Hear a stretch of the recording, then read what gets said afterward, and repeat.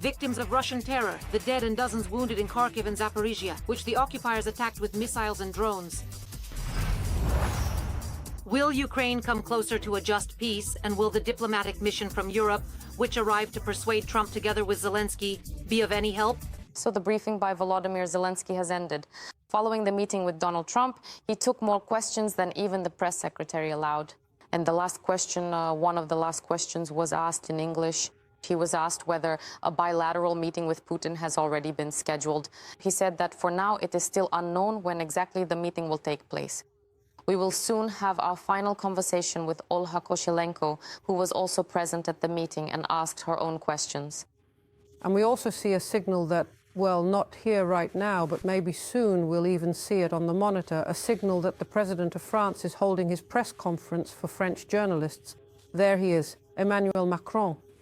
So, as I understand it, all the leaders have really dispersed to their press pools. And each of them is now talking to their own dedicated press pool, sharing a bit of their immediate impression of what precisely happened at the White House.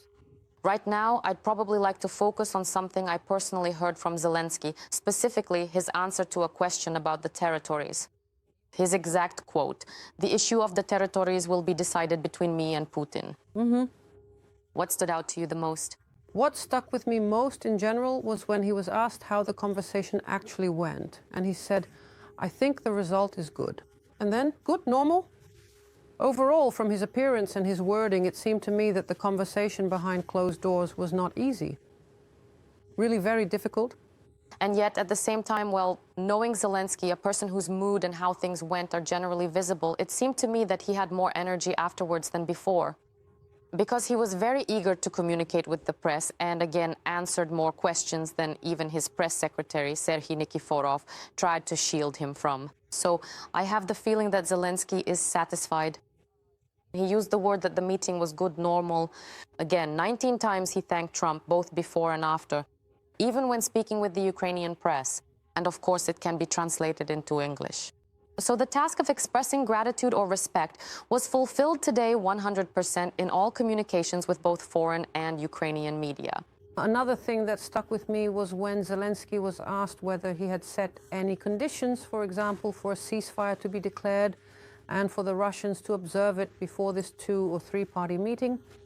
And Zelensky said literally the following: "If Ukraine sets conditions, the Russians will set 100 conditions. That's why we won't set any conditions. That's why we are simply ready to meet without any conditions at all." Again, you can sense that this phrase wasn't invented by Zelensky himself. Obviously, this is either an American phrase or even something from one of the European partners when someone persuaded Zelensky to come to such a decision.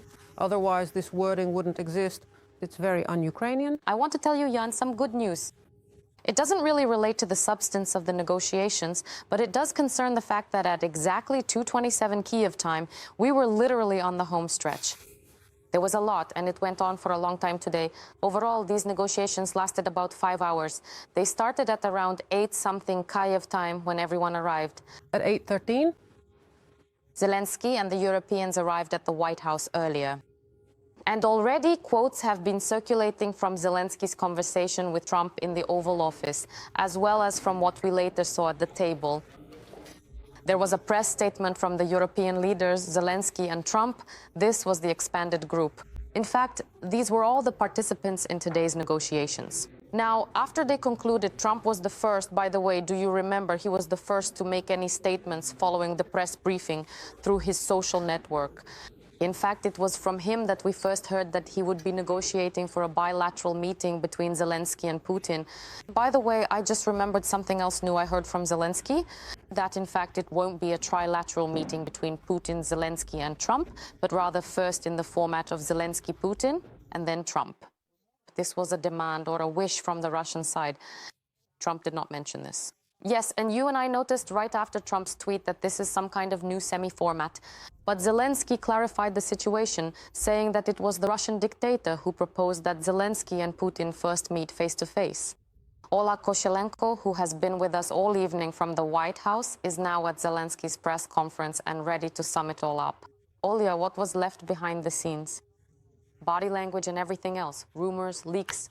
And what did Zelensky's press secretary whisper in your ear? It wasn't Zelensky's press secretary. I won't say who, but my sources in the Ukrainian delegation say they are very pleased with the meeting. And I think you could see that in the way the president of Ukraine interacted. He looked quite satisfied with the results. So the people I spoke with said they would rate the results of this meeting a solid 9 out of 9. They noted how engaged Trump was, how interested he seemed, and how determined he is to do something to resolve this situation and put an end to the war. But of course, it's another matter that now the Russians will start muddying the waters, naturally after everything that has happened. But in principle, for now, and as Zelensky himself said, this was so far my best meeting with the President of the United States. And part of the secret was revealed. Remember, we discussed with you whose map was in the Oval Office, which one we saw in the photos, what kind of map was brought in the office of the President of Ukraine. The President explained that the American side had their own map, which showed the percentage of occupied territories in each region where Russian troops are present. And Volodymyr Zelensky said that it was the first time he had such an opportunity, and he was extremely pleased with it because he could discuss the occupied territories not in terms of myths or what the Russians are saying, but what is actually happening, what is really on the ground, so to speak. And as I said, he even argued about those percentages. And they also showed their own map. Well, and my question regarding the territory was whether there is any common ground between the Trump administration and the office of the President of Ukraine regarding what kind of formula could be found concerning the territories. And the President succinctly said that he would leave this question for a bilateral conversation between himself and Putin. That is, he did not give any explanations on this matter. And he also explained that a bilateral meeting with Putin is possible, or perhaps a trilateral one with the participation of the President of the United States, and that the Ukrainian side is ready for any format. Olya, thank you. Thank you. We can consider this meeting at the White House level and the communication with the media as concluded. Olya, thank you for your work. Thank you for keeping us informed about everything that was happening there. Thanks to all the journalists and agencies who provided a live feed from there. Thank you to all the viewers of 1+1 International and the TSN YouTube channel who spent this evening and night together with us. Yana Zlisarchuk, myself, Marichka Pavlish, and Olga Koshlenko. 3 dead and already 33 wounded. Zaporizhzhia is recovering after this morning's Russian strike on the city. They hit with ballistic missiles and once again chose a time when the streets were crowded.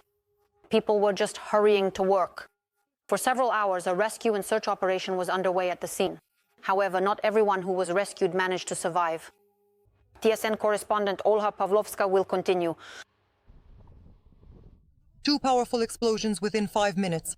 The occupiers struck Zaporizhzhia with Iskander missiles around 9 in the morning. Massive fires broke out, with more than 500 square meters engulfed in flames. They are literally rescuing the wounded man from underground. The man ended up right in the crater formed by the explosion. The wounded man, suffering from severe burns, is taken to the hospital, but despite all the doctors' efforts, they are unable to save him. There are more than 20 wounded, including a 17-year-old teenager. Many of the injured are in serious condition. Doctors are refraining from making any predictions for now. The condition of many is serious, extremely serious. They are in the operating rooms undergoing further examinations. So right now, it's a fight for their lives. A household goods store and a coffee shop have been reduced to ashes. A public transport stop and several retail pavilions have been destroyed. There is one injured girl, a shop assistant. Well, there are just no words. You know, it was the start of the workday. We had just opened. It's a very good thing that there were absolutely no customers present. Ms. Natalia is still recovering after the explosion in the shattered atelier. By some miracle, she managed to run out just before the strike. My daughter-in-law called me. My daughter-in-law called me and said, Mom, a second missile is coming. I ran there as fast as I could, fell to my knees, and right then the explosion happened. And just then it exploded, everything was blown out. I probably wouldn't have been killed, but I would have been shredded because everything was covered in glass. And Ms. Olha was hiding behind boxes of tomatoes during the attack. I was hiding. I didn't have time to do anything. At first, I didn't even realize what was happening. I just sat down and then stones, leaves, dust, all sorts of dirt were flying at me. The enemy targeted densely populated residential areas with missiles, damaging more than a dozen apartment buildings, as many private houses, businesses, 2 schools, a kindergarten, pharmacies, shops and cafes. We didn't hide, we didn't have time, and we couldn't. but it turned out all right, as they say. It was pretty intense. The light fixtures in our rooms flew right down to the floor. It all happened in seconds. You don't even have time to figure out what to do. Because there was the first explosion, very powerful. And I heard the sirens go off. And then almost immediately, the second one. It's terrifying. My hands and legs were shaking. I took medicine and prayed. It's scary, really scary. The aftermath of the attack is still being dealt with, and doctors are fighting for the lives of the wounded. Ola Pavlovska, Alexander Kulish, Zaporizhzhia, TSN 1+1. During the morning attack on Kharkiv, the Russians killed an entire family. The bodies of the father, mother, 1.5-year-old daughter, 16-year-old son and grandmother were pulled from the rubble. The enemy sent drones over the city at around 9 in the morning. All of them hit the same apartment building. At present, it is known that 7 people have been killed and more than 20 others injured. TSN correspondent Yulia Boyko will continue. This is the industrial district of Kharkiv, which the Russians attacked with Shaheds at dawn. All 5 hit the same apartment building. The fire engulfed several floors and 2 entrances. There is destruction of the floors in the building, and part of the structure has collapsed. Rescuers are clearing the rubble. They say it's a miracle that most of the residents managed to escape. I'm the mother of a son and daughter-in-law from this building, yes. I was so worried. I was watching on the internet and I see it's their building. Do you think I want to see this? Their building is on fire. I thought, where are they? And now I feel empty inside. What is it? What does it mean to lose your home these days, right? I was woken up by the sound of a Shahed drone flying. I could actually hear it flying. And then I heard the explosion and everything started falling on me. That's it. And then we ran, that's all. We just kept running and running. More than 24 people were injured. The bodies of the dead were pulled from under the rubble. Among them were a 1.5-year-old girl and a 16-year-old boy. Preliminary information indicates they were brother and sister. Their mother, father, and grandmother also died. DNA testing of the bodies is currently underway. Today has been declared a day of mourning in the city of Kharkiv and the region because as a result of a strike by at least 4 drones on a 5-story building in the industrial district of Kharkiv, 7 people were killed, including 2 children. The Shahed drone struck the roof, that is the top of the building. And of course there is quite serious destruction there, and surviving there was, let's say, quite difficult. And before the drone struck Kharkiv, the enemy launched a ballistic missile. The missile fell near residential apartment buildings. But fortunately, there were no fatalities, although 11 people sustained minor injuries. Yulia Boyko, Oleksiy Bugayenko, Kharkiv, TSN 1+1. The war must be ended, and it is Moscow that needs to hear stop. This is how Volodymyr Zelensky and the United States as well responded to today's strikes on Kharkiv, Zaporizhzhia, Sumy region, and Odessa. He says the occupier was well aware of the meeting in Washington, where Ukraine and its allies will be talking with Trump about ending the war. And once again, the Russians deliberately carried out the killing of civilians, including children, in order to put pressure on Ukraine and undermine diplomatic efforts. However, our country, together with its partners, will insist that Russia should not receive any rewards or privileges for such actions, and that, on the contrary, Ukraine should be provided with reliable security guarantees.